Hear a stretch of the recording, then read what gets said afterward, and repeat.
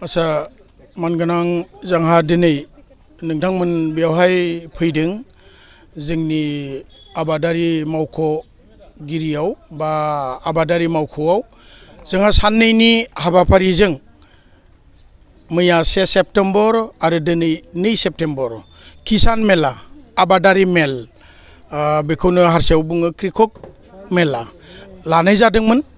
दा बेवहाय जोङो गोबां गेदेमा आलासिबो लेंहरदोंमोन, जेरै MP दिलीप सैखिया आरो डिपुटि चिफ लोगोसे अदालगुरि समस्तिनि MLA गबिन्द चन्द्र बसुमतारी बिथाङा फैदों मैया, आरो जोंनिनो आबादारि बिफाननिनो EM जोंहा घनश्याम दास सार फैदोंमोन, आरो बिथांमोनजों लोगोसे गोबां गेदेमा अफिसारफोर दा मैया बियो जाफुंलांबाय।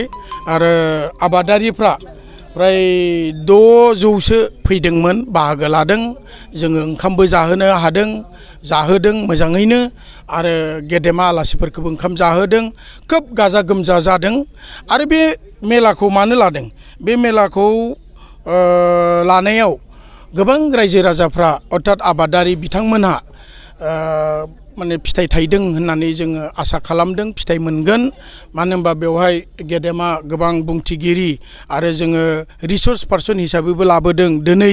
मैया डक्टर देबाशिस बरा, दिनै प्रदीप राजबंशी, दिनै गोबां बेलेग आयदानि सायाव जोङो रिसर्स पार्सन लाबोदों।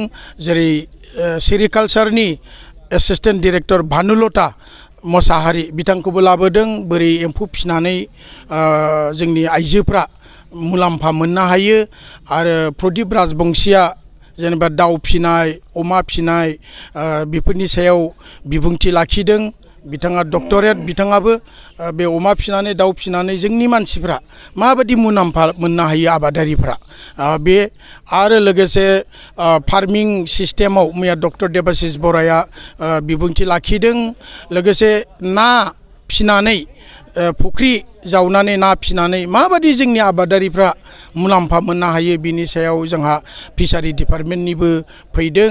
दा बेफोरबादिजों आं सान्दों, ओमफ्राय जोंनि सरकाराबो सान्दों, माने आबादारि बिथांमोनहा एक्टिभ आबादारि बिथांमोनहा मुलाम्फा मोनगोन। आरो बे किसान मेलाया जोंनि स्टेट गभर्नमेन्टनि समिति अर्थात आत्मा प्रजेक्टनिफ्राय जादों। समिति डिरेक्टराबो फैनो गोनांमोन, बिथाङा माबा मोनसे जाहोनाव सफैनो हायासै। खोब मोजां जादों। थांनाय बोसोरावबो जादों।